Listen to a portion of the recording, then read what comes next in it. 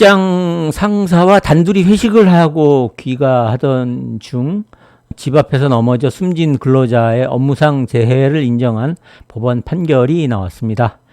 둘 사이에 개인적 친분이 없고 업무 이야기가 오간 사실이 근로자 측에게 유리하게 작용한 것으로 보입니다.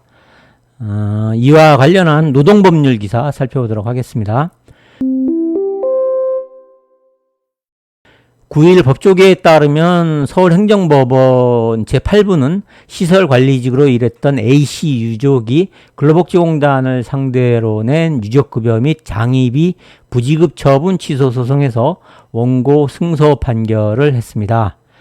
재판부는 회식의 전반적인 과정이 사업주의 지배관리 아래에 있었고 A씨는 회식에서 과음으로 정상적인 거동이나 판단 능력에 장애가 있는 상태에 이르러 사고로 사망하게 됐다고 하면서 업무상 재해에 해당한다고 판시했습니다.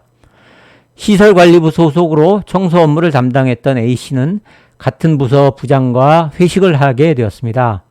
관리부장은 A씨를 집 앞까지 데려다 줬다고 합니다.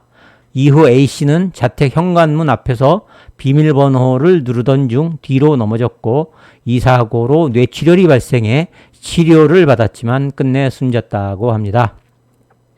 회식 자리에서는 인사이동을 원한다는 A씨의 애로사항뿐만 아니라 청소 장비 구매 등 업무에 관한 대화가 오갔다고 합니다. 그러나 공단은 당시 회식이 사업주의 지시로 이루어지지 않았다고 하면서 업무상 재해에 해당하지 않는다고 판단을 했습니다. 반면 유족 측은 회식의 전반적인 과정이 사업주의 지배 관리 아래에 있어 업무상 관련성이 인정된다고 주장을 했습니다. 법원은 유족 측의 손을 들어줬는데요. 재판부는 관리부장은 시설관리부 총책임자이고 A씨는 급수가 정해지지 않은 업무직 직원이었다면서 관리부장과 A씨 사이에는 개인적 친분도 없었기 때문에 당시 회식이 단순히 친목을 도모하기 위해 사적인 관계에서 이루어진 회식 자리였다고 보기 어려운 측면이 많다고 설명을 했습니다. 이어 관리부장은 시설관리부의 장으로서 청소, 경비 업무와 같이 현장 업무를 담당하는 직원들의 애로사항에 귀를 기울일 업무상 필요가 있었고 실제 일을 위해서 현장 직원들과 회식 자리를 자주 가져왔었다면서 A씨와 나눴던 대화에도 업무에 관한 얘기가 포함되어 있었다고 지적을 했습니다. 회식 장소가 A씨 주거지 근처라는 이유로 사업주의 지배관리가 배제된다고 볼 수 없다는 판단도 제시됐습니다.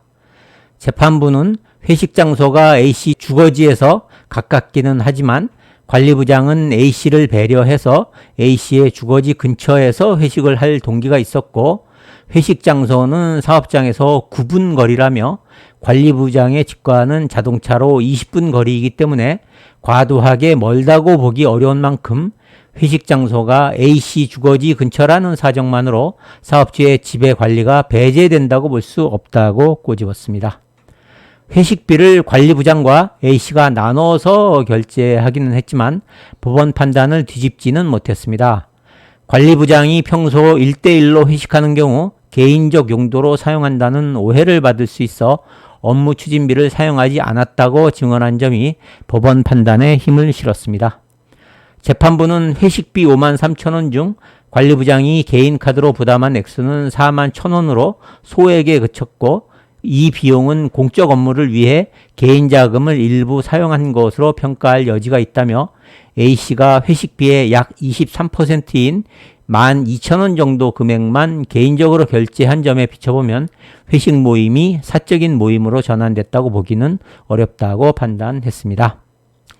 이상 1대1 회식 후 자택 앞 사망, 회식비 각자 부담했어도 산재 인정이라는 제목의 노동법률 기사 살펴보았습니다. 이상 오늘의 산재 뉴스 시간 마치도록 하겠습니다. 감사합니다.